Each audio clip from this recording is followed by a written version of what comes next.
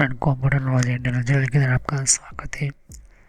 आज हमारा सर्वर्स के अंदर हम आगे बढ़ते हैं हमारे सिस्टम्स की, जो अगर हमें इंस्टॉल करना है माइक्रोसॉफ्ट या लिनक्स, दोनों में से कोई भी ऑपरेटिंग सिस्टम का या फिर कोई भी और तीसरी सर्वर की ऑपरेटिंग सिस्टम का, तो इससे डायरेक्टली हम इंस्टॉलेशन नहीं करते। उसके लिए बहुत सारा कुछ हमें प्रिपरेशन करना होता है। ओके, तो उन सभी की मैंने वीडियोस जो है मैंने आपको बताने की कोशिश की हुई है। ओके, मैंने आपको समझाया था कि जब भी हम कोई भी सिस्टम हम इंस्टॉल करते तो हमें सर्वर का मेन इंपॉर्टेंट हमारा बहुत सारे जो है वो उन सभी चीज़ों में हमें काम करना होता है, फोकस करना होता है।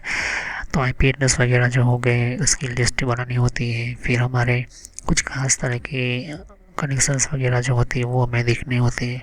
ओके, तो इन सभी की वीडियोस जो है पिछली पार्ट्स के अंदर बताया। फिर सर्टिफिकेट ऑर्गेनाइजेशन वगैरह ये वीडियोस क्या होता है, ऐसे डायरेक्टली कभी भी जो है वो हम इंस्टॉलेशन नहीं करते। ओके, माइक्रोसॉफ्ट हो या लिनक्स ऑपरेटिंग सिस्टम हो, कोई भी हो, पावर के सिस्टम में परफेक्ट बनानी पड़ती है। ओके, सर्वर रूम्स के अंदर पावर प्लान और बैकअप प्लान वगैरह जो होती है वो सिस्टम हमें रखनी पड़ती है। पीडीयू, इसके अलावा हमारा जो भी डिवाइसेस जो सर्वर के साथ काम करने वाले होते हैं वो भी बहुत इंपॉर्टेंट होते हैं। तो इसके बिना भी जो है हमारा सर्वर जो है वो हम इंस्टॉल नहीं कर सकते। क्योंकि तो सर्वर के टाइप्स वगैरह इन्फॉर्मेशन वगैरह मैंने को समझाई थी। प्राइमरी सर्वर्स होता है, फिर सेकेंडरी सर्वर, और भी यहाँ पर आपको RDC सर्वर बहुत ये हमें जो है एंटर करना होता है। हमें जितना हो सके फाइबर ऑप्टिकल सिस्टम ही यूज़ करें। प्राइमरी सर्वर क्या होता है, सेकेंडरी सर्वर क्या होता है, मैंने आपको समझा दिया था, वो वीडियो जाकर देख लीजिए। RDC सर्वर क्या होता है ये भी मैंने समझा। आगे जाके मैं आपको वन बाय वन डिटेल में समझाऊंगा, लेकिन अभी जो है थोड़ा बहुत मैंने ओवरव्यू दिया है। एप्लीकेशन सर्वर क्या होता है, बैकअप सर्वर क्या होता है, सर्वर तो बहुत टाइप्स के आपको मिल जाएंगे। डेटाबेस सर्वर्स क्या होता है, इन सभी की मैंने आपको जानकारी मैंने दे दी होगी। तो जो भी हमारा सर्वर्स के साथ हम ऑनलाइन कनेक्शन या फिर इंटरनेट कनेक्शन करना चाहते हैं तो हमेशा आपके सिस्टम को बेहतर तरीके से फाइबर ऑप्टिकल रखा है। और फाइबर ऑप्टिकल रखने के साथ साथ उसकी जो है कनेक्शन या कनेक्टिविटी जो है परफेक्ट रखे, ये बहुत ज़रूरी है। ओके, क्योंकि अगर आप जो भी कनेक्शन करते हो, कनेक्टिविटी या कनेक्शन या सिस्टम रखते हो, तो हमेशा याद रखिए कि अगर आप कनेक्शन करते हो उस वायरिंग या कनेक्शन के अंदर, तो वो जो है सिक्योरिटी बेहतर परफेक्ट तरीके से होनी ज़रूरी है। तो ये जो है देख सकते हो ऑलमोस्ट जितने भी कनेक्शन या कनेक्टिविटी जो होती है वो आपको कनेक्शन के अंदर एसएपी जो होता है फाइबर ऑप्टिकल बेहतर तरीके से माना जाता है। कभी भी हम सर्वर जब इंस्टॉल करते हैं तो हमें लिस्ट होती है, लिस्ट के हिसाब से चलनी होती है। क्या होती है लिस्ट, मैंने आपको समझाई थी, तो वीडियो जाके देख लीजिए, सर्वर की बेसिक प्लेलिस्ट में मिल जाएगा। तो हार्डवेयर की पार्ट की लिस्ट, हमारे हमारे प्रिपरेशन हार्डवेयर की लिस्ट, कंप्यूटर यूज़र और कितने यूज़र हमें बनाने होते हैं, अपने कंप्यूटर के अंदर कितने यूज़ होंगे वो भी लिस्ट, नेटवर्क की लिस्ट, यूज़र की लिस्ट, ग्रुप की लिस्ट हमें बनानी होती है, डिवाइसेस कौन कौन से वो यूज़ होंगे, कैमरा सिक्योरिटी की लिस्ट बनानी होती है, राउटर आईपी एड्रेस की लिस्ट बनाती है, राउटिंग आईपी एड्रेस की कनेक्शन की लिस्ट होती है, डिपार्टमेंट कौन कौन से बनाने हैं, कौन कौन से हमारे अलग अलग ब्रांच ऑफिस वगैरह एम्प्लॉय लिस्ट होती है, बहुत सारी वो हमारे इलेक्ट्रिकल पार्ट्स वगैरह की लिस्ट हमें बनानी होती है। इस तरह से जो है चलना था। कनेक्टिविटी सर्वर्स के अंदर कौन कौन से तरीके से कनेक्शन बनाना होता है मैंने आपको समझा था, जिसके अंदर मैंने आपको टर्म्स के हिसाब से इन 4 टर्म्स होती है। पावर ऑन करने की टर्म्स कंडीशंस होती है, इनकी जो रूल्स के हिसाब से चलना होता है, नेटवर्क के रूल्स के हिसाब से, कॉन्फ़िगर रूल के हिसाब से, ओके, और हार्डवेयर के टर्म्स के हिसाब से चलना होता है। जितना हो सके आप जो पावरफुल हाईटेक टेक्नोलॉजी का यूज़ करना चाहते हो तो KSAP स्विच लीजिए, KSAP टेक्नोलॉजी यूज़ करें। फाइबर ऑप्टिकल का ही पूरा नेटवर्क बनाइए। ओके, फाइबर कनेक्शन होगा तो काफ़ी अच्छा बेहतर तरीके से आपका जो सिस्टम यूज़ होगा। और अगर आप सर्वर का कोई SAP यूज़ करते तो मिनिमम 14 Gbps का तो यूज़ करें ही करें। SAP 14 Gbps के अंदर काफ़ी बेहतर तरीके से ट्रांसमिटिंग होता है। ओके, और आज के टाइम के अंदर आप चाहते हो कि RJ45 या ईथरनेट कॉपर पर यूज़ चलना चाहते हो तो भी आप बेहतर तरीके से आपका जो कनेक्शन यूज़ होता है। ओके, ये चीज़ ऑलमोस्ट आपको देखने को मिल जाता है। 10 Gbps की पर सेकेंड्स के अंदर आपको जो है मिल जाता है आपको कनेक्शन। ओके, वो टाइप के मार्केट के अंदर SAP अवेलेबल से डिपेंड है उनकी सर्विसेज स्पीड और उनकी टेक्नोलॉजी के हिसाब से आपके रेट जो है मिलता है। 1500 की भी SAP मिलती है, 3000 की भी मिलती है, 25,000 की भी मिलती है, डिपेंड करता है आपके सिस्टम के अंदर। तो जब भी हमें कोई स्विच कनेक्ट होती है तो कैसे होता है ये भी वीडियो जाकर देख लीजिए। मास्टर से सेकेंडरी स्विच अभी मैंने आपको जो है प्रैक्टिकल करके मैंने बताया था। ओके, मिनिमम 2 कनेक्शन लेके। ओके, यहाँ पर मैंने ऑलमोस्ट जितने भी सर्वर सिस्टम सर्वर की टेक्नोलॉजी मैंने आपको परचेज़ करना है तो अपने सिस्टम को कैसे परचेज़ करना है वो भी लाइसेंस बेस्ड सिस्टम वो जाकर देख लीजिए, वरना आपको पता नहीं चलेगा। इन सभी की मैंने जानकारी दी थी। ऑपरेटिंग सिस्टम के लिनक्स सिस्टम मैंने बताई थी। हार्डवेयर के बारे में बताया था कि ऑपरेटिंग सिस्टम इंस्टॉल करना है, सर्वर को इंस्टॉल करना है तो उससे पहले हार्डवेयर की सारी प्रिपरेशन कंप्लीट होनी चाहिए। इसके बिना जो है आप यूज़ नहीं कर पाओगे। तो इन सभी प्रिपरेशन का अब इन सब की तैयारी होने के बाद ही आप जो है हमारा सिस्टम नेक्स्ट है आईडीएल स्मार्ट डिवाइस कंप्लीट करना होंगे। तो ये चीज़ जो होती है कब यूज़ होती है, कहाँ यूज़ होती है, और भी हमारा 10th नंबर का इम्पोर्टेंट हमारा जो सिस्टम होता है। ओके, तो चलिए हम वीडियो को शुरू करते हैं और समझते हैं हमारा इस 10 नंबर के टॉपिक के अंदर आईडीएल स्मार्ट डिवाइस कंप्लीट होना चाहिए। सर्वर को इंस्टॉल करने से पहले ये सभी चीज़ों का ज़रूरी इम्पोर्टेंट हमारा ये टॉपिक है। तो अगर इन सभी वीडियोस को देखोगे तभी ये वीडियो पता चलेगा कि किस टॉपिक पे चल रही है। तो टॉपिक यही है कि कभी भी कोई ऑपरेटिंग सिस्टम इंस्टॉल करते हो सर्वर्स के अंदर तो इन सभी के ऊपर आपको पहले काम करना पड़ता है, फिर लास्ट में हमारा जो सर्वर जो इंस्टॉलेशन करना शुरू करते हैं। ओके, तो चलिए वीडियो को शुरू करते हैं, समझते हैं हमारे सिस्टम के सर्वर्स के बारे में।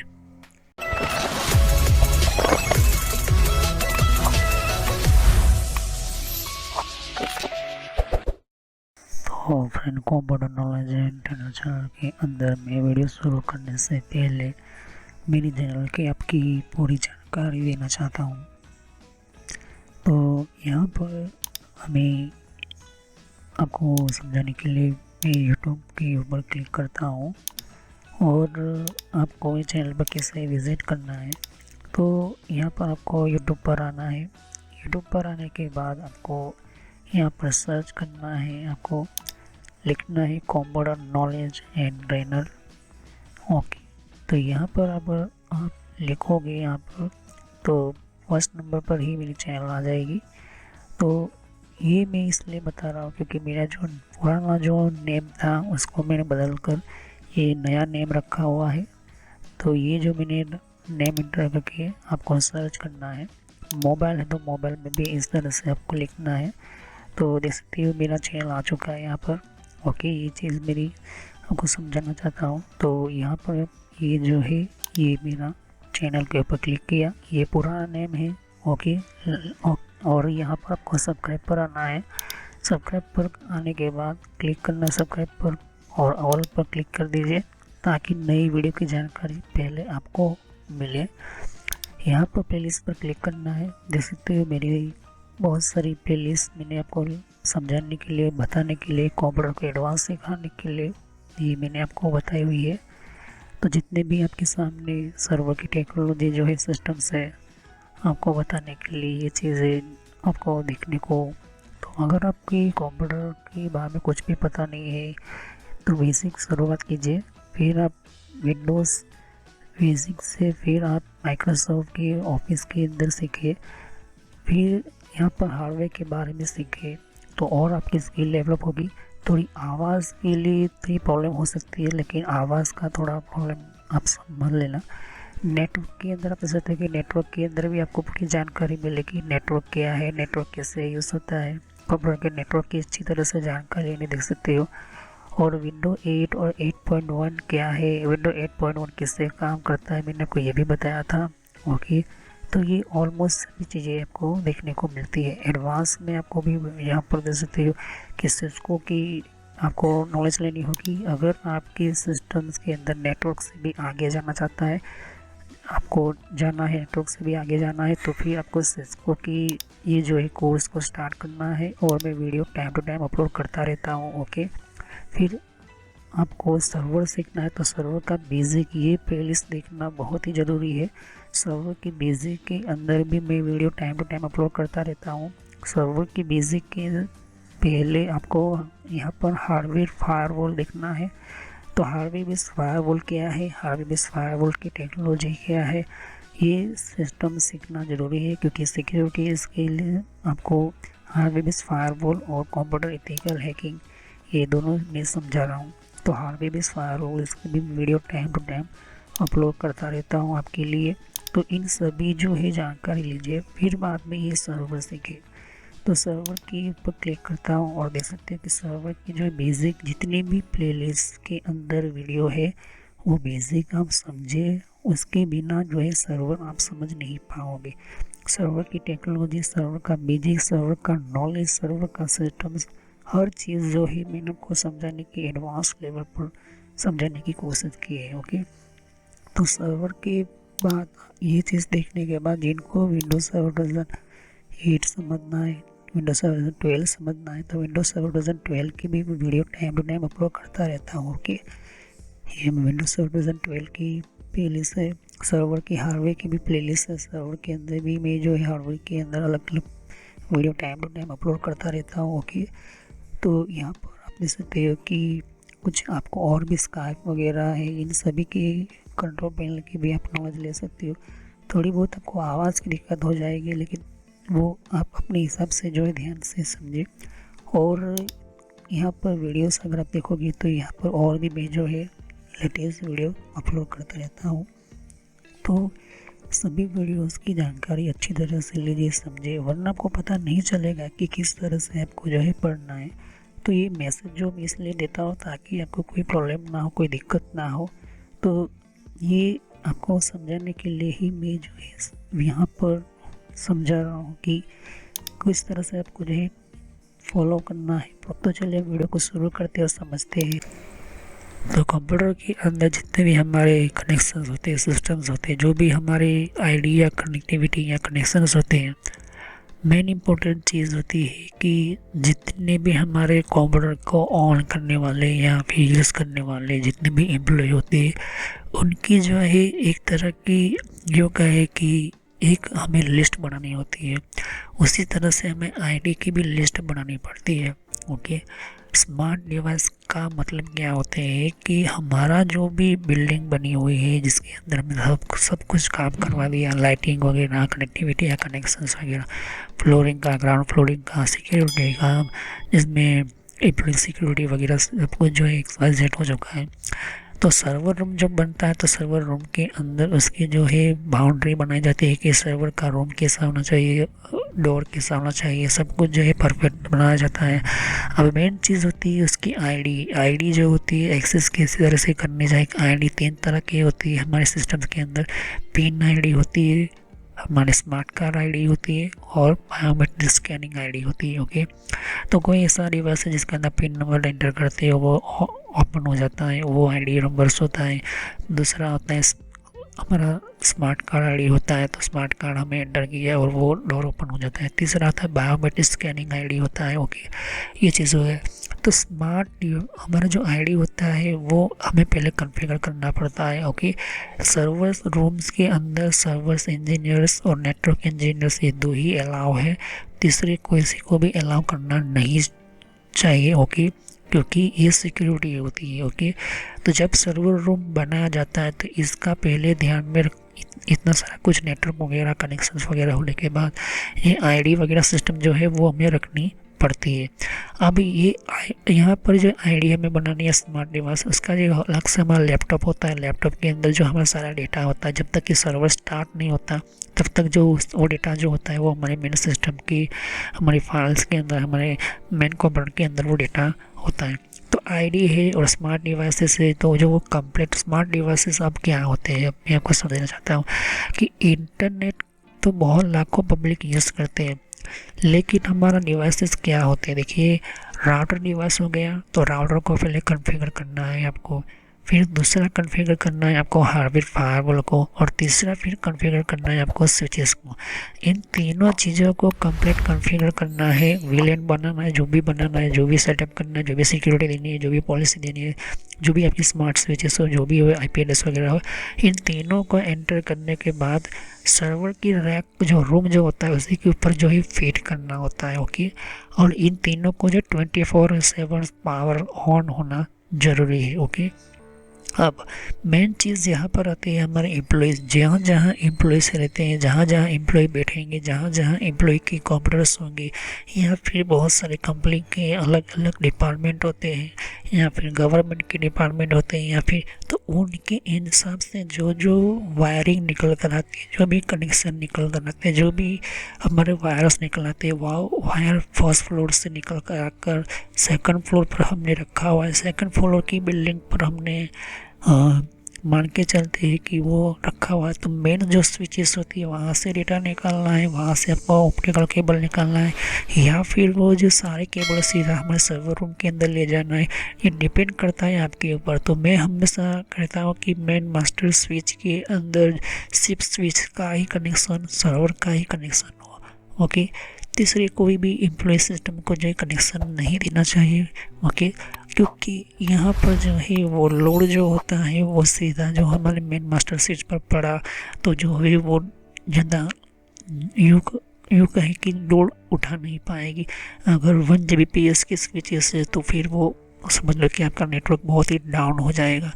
तो कहने का मतलब है कि जितनी फास्ट परफेक्ट आपकी पावरफुल स्विच होगी मास्टर स्विच, और उसके साथ 3 और स्विच मैंने पिछले वीडियोस में बताया था। ओके, तो उन सभी लोड को जो है डिवाइड करते हुए निकलो। ओके, तो ये जो होती है स्मार्ट डिवाइसेस को कंप्लीट करना। अब आगे जाके इस सिस्टम को और आगे हम बढ़ते हैं, तो जैसे हमारी कंपनी के एम्प्लॉयज़ होते हैं, जो भी हमारे सिस्को की राउटर्स वगैरह होती है, सिस्को की हमारी स्विचेस हो गई, या सिस्को के अंदर जो भी फंक्शन उसका यूज़ करना ज़रूरी है, उसकी प्रोटोकॉल यूज़ करना ज़रूरी है।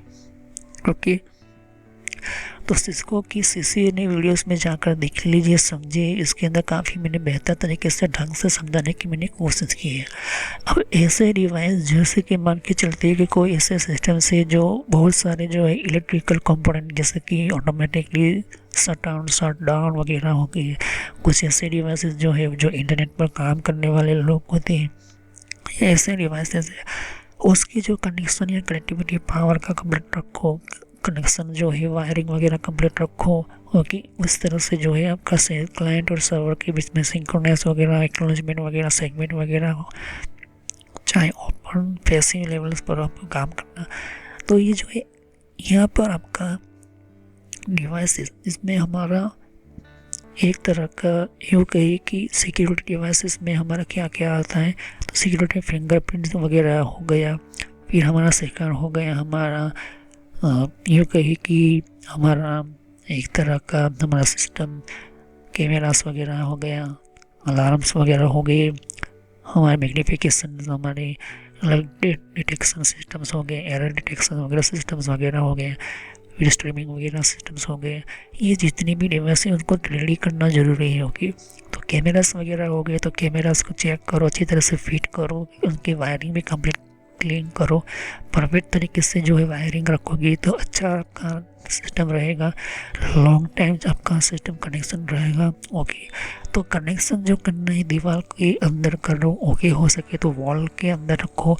और वो जो मेन जो केबल निकल रहे हैं जो अलग अलग स्विचेस के अंदर के थ्रू, तो वो जो है वो ऐसा होना चाहिए कि कनेक्शन करते वक्त या वायरिंग करते वक्त आपको ध्यान में रखना जरूरी है कि वो इम्पोर्टेंट कनेक्शन जो है वो डैमेज ना हो। और एक्स्ट्रा जो हमारी फाइबर ऑप्टिकल, अगर कोई फाइबर ऑप्टिकल कनेक्शन आप बनाते हो तो कोई ना कोई एक्स्ट्रा मेन केबल भी रखना ज़रूरी है, जिससे कि अगर वो केबल ख़राब हो जाए तो दूसरी केबल से आपका जो कनेक्शन कंटिन्यूसली ऑन रहता रहे। ओके, तो मेन स्विचेस जो होती है, जैसे कि मान के चलो मैंने पिछली वीडियोस में कहा था कि हमें 4 मेन स्विचेस है। ओके, फर्स्ट, सेकंड, 3 और 4। पहले स्विच के अंदर हमने मास्टर स्विच, ये सेकेंडरी स्विच, तीसरी स्लेव स्विच है, फोर्थ स्विच है। तो पहली और दूसरी स्विच को जो है सर्वर्स को रखो, और तीसरी और चौथी स्विच के अंदर दूसरी स्विचेस को कनेक्शन रखो। जैसे कि फर्स्ट फ्लोर का कनेक्शन इस स्विच में दो, सेकंड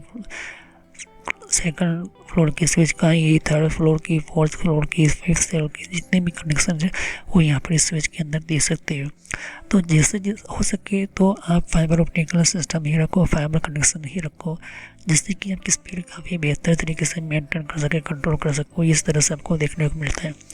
अब मेन मास्टर स्विच की जो SFP हम यूज़ करते हैं, मास्टर स्विच की हमेशा 14 Gbps ही रखो, मिनिमम 14 Gbps की रखो। सर्वर के अंदर जितने भी कनेक्शन आते हैं 14 Gbps, लेकिन दूसरे स्विच से आती है जो भी स्विचेस, यहाँ पर मान के चलो कि ये स्विचेस के कनेक्शन यहाँ पर आता है, तो अगर इसका जो SFP है 10 Gbps है तो यहाँ पर मिनिमम 10 Gbps ही रखना ज़रूरी है, क्योंकि इसका पूरा डेटा का जो ट्रैफिक जो है 10 Gbps ये लेना चाहिए। अगर 1 Gbps का रखोगे तो वो जो है लोड बढ़ेगा, स्विच इतना ट्रांसमिटिंग नहीं करेगा, तो मिनिमम 10 GB का होना चाहिए। और 14 Gbps का होगा तो बेहतर होगा, क्योंकि वो जो है ट्रैफिक जो है पूरे सिस्टम के अंदर बढ़ता है। और हो सके तो QSFP टेक्नोलॉजी यूज़ करो। ओके, QSFP टेक्नोलॉजी बेहतर मानी जाती है आज के टाइम के अंदर, लेटेस्ट टेक्नोलॉजी है। 100 Gbps/s जो होती है वो हमारा डेटा ट्रांसमिट करती है। अब बात करते हैं इंटरनेट कनेक्शन या इंटरनेट कनेक्टिविटी की, या फिर दूसरे सिस्टम के अंदर जहाँ आपका अंडरग्राउंड कनेक्शन रखा गया है या फिर अंडरग्राउंड से रखा हुआ है, तो बाहर की ओर ऐसा कनेक्शन रखना चाहिए, ऐसा बॉक्स या तो फिर कुछ ऐसा परफेक्ट जो आपके सिस्टम के अंदर कोई डैमेज ना हो, तकलीफ ना हो, या फिर कोई वायर जो है डैमेज ना हो जाए फाइबर ऑप्टिकल केबल सिस्टम के अंदर। ये चीज़ आपको ध्यान में रखना जरूरी है, क्योंकि फाइबर ऑप्टिकल लाइन जो कनेक्शन जो है वो पतली तारों से बना हुआ होता है, बहुत नाजुक होता है, तो ये चीज़ आपको ध्यान में रखना ज़रूरी है। Fibre optical line connectivity connection जो होता है वो एक इम्पोर्टेंट होता है, हमारा डेटा हमारा कनेक्शन जो होता है ओके, जो सीधा हमारे मेन राउटर के पास आता है। ये राउटर होता है हमारा कंपनी का राउटर है ओके, तो इस राउटर जो होता है वो हो सके तो आप QSFP सिस्टम रखो ओके, मैनेजेबल। अगर आपको देख सकते हैं NIM कार का होता है, तो अगर आपके पास अगर QSFP टेक्नोलॉजी नहीं है तो आप मान के चलते कि कंपनी ने यहाँ से ये वाली LC कनेक्टर रखो तो QSFP LC कनेक्टर रखो ओके, ये वाली रखो। 14 Gbps का आपको स्पीड आपको अच्छा मिलता है ज़्यादा से ज़्यादा, तो ज़्यादा से ज़्यादा फाइबर ऑप्टिकल पर रखोगे तो बेहतर रहेगा। Single mode fibre optical QSFP technology है तो बेहतर रहेगा आपके लिए ओके। और डबल है तो डबल आप रख सकते हो, डिपेंड करता है आपके ऊपर। आपके राउटर के अंदर जो भी आपकी GPS एक्टिविटी वगैरह रखना चाहते हो या स्विचेस वगैरह, तो इस तरह से सिम कार्ड सिस्टम्स वगैरह SD वगैरह वगैरह आपको मिलता है ओके, जिससे आप जो है एलोकेट कर सकते हो, चेक कर सकते हो। फिर बाद में हार्डवेयर बेस्ड फायरवॉल होता है, वो कनेक्शन करने के बाद आपको जो है ये fibre optical switch main master switch रखे सर्वर रूम के अंदर बेहतर रहता है, क्योंकि मेन मास्टर स्विचेस जो होती है वो जो है उसी के ऊपर जो है मेन ज़्यादा लोड होता है। कनेक्शन या कनेक्टिविटी की हम बात करें, और पहले की जो हमारा यूँ कहें कि 2 कनेक्शन जो है हमारी यहाँ पे नेटवर्क की हम बात कर ले, तो फर्स्ट वाले हमने हार्वेस फायरवॉल रखा, दूसरा तीसरा हमारे हमने किसी की यूँ कहे कि नेटवर्क कनेक्टिविटी रखी है, नेटवर्क का पूरा जो सिस्टम रखा है वो केबल कनेक्टिविटी रखी हुई है।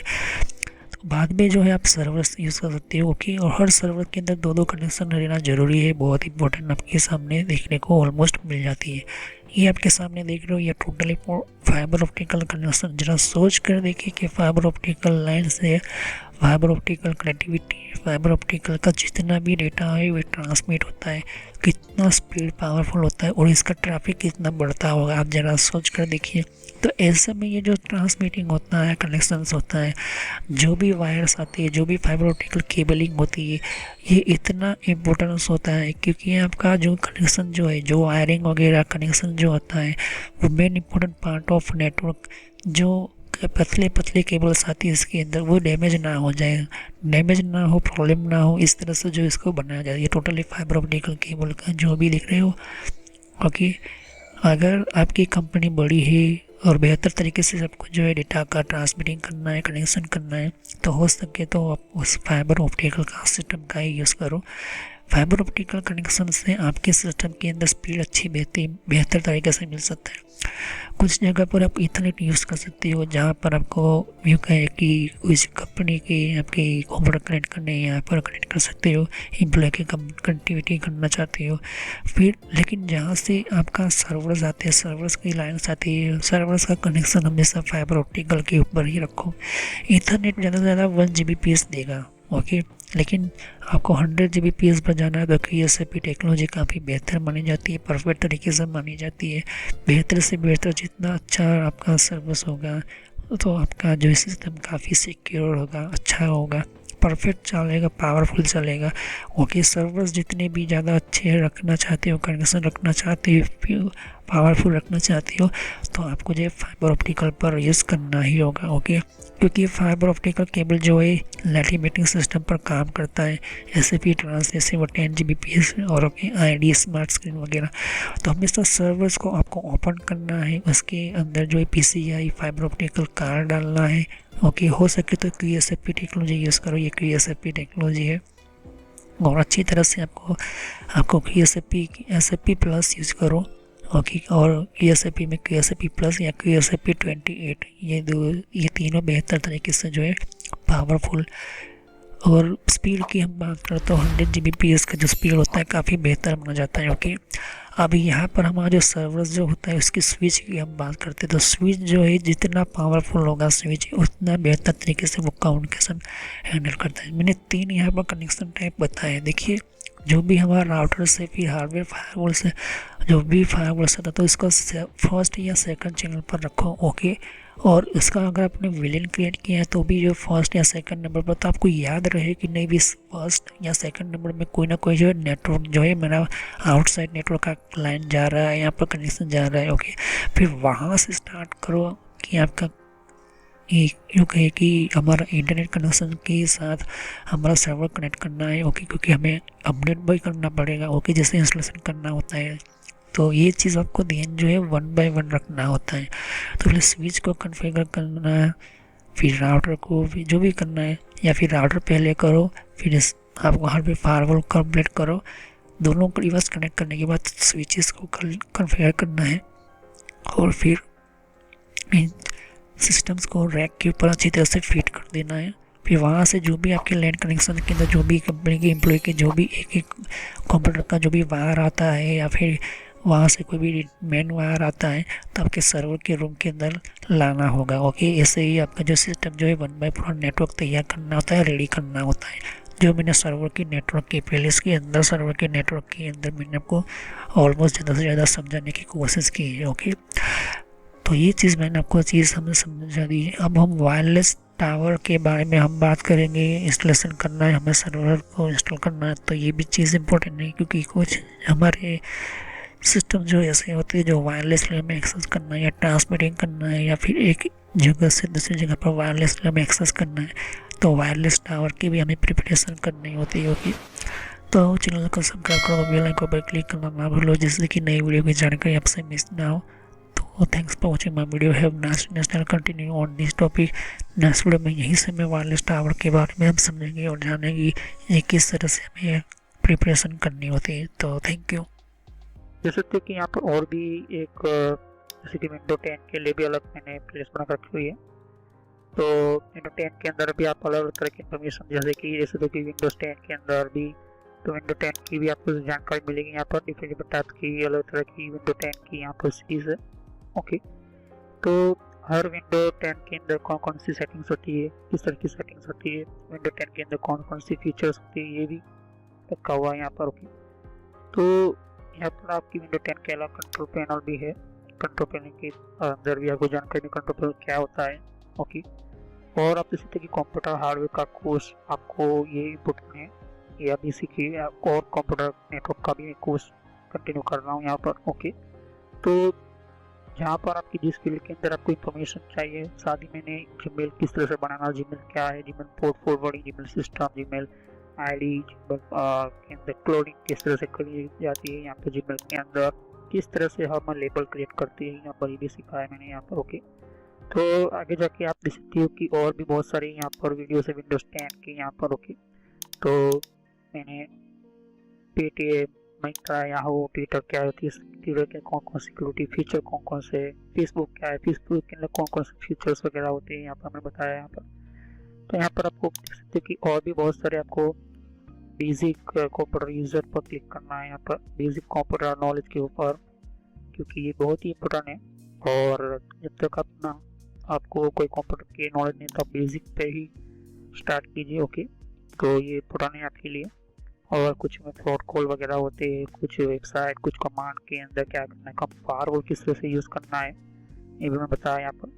तो मैं आगे नेक्स्ट लेवल पर बताऊंगा। ओके, एंड्रॉइड का भी मैंने समझाया, एंड्रॉइड मोबाइल फ़ोन के अंदर क्या होती है किस तरह से। तो वीडियो पर जैसे क्लिक करते बहुत सारा कुछ वीडियोस मिलेंगे, लेकिन मैं कहूँगा कि आप प्लेलिस्ट में जाकर ही हर तरह की आप वीडियोस को कंटिन्यू करें। ओके, तो सभी वीडियोस की होती है पार्ट वाइज होती है। ओके, तो हर पार्ट के अंदर आपको अलग तरह की नॉलेज मिलेगी। ओके, और कोई भी क्वेश्चन होता है आप मुझे कर सकते हो। अभी ये जो मेरा नेम है वो पुराना नेम है क्योंकि मैंने रखा हुआ है, लेकिन जो रियल नेम है आपको इस तरह से सर्च करना है यूट्यूब की प्लेलिस्ट के अंदर, आपके मोबाइल के अंदर और आपके कंप्यूटर के अंदर भी। आप यूट्यूब चलाते हो तो इस तरह से आपको कंप्यूटर नॉलेज ट्रेनर यही नाम एंटर करना है। लेकिन मैं पुराना नाम इसलिए रखा हुआ है क्योंकि आपको पता चले कि ये दोनों चैनल एक ही है मेरी। ओके, तो thanks for watching my video. Have nice day. Next time I will continue new topic, मैं नए कंप्यूटर में कंटिन्यू करूँगा। ओके, तो थैंक यू।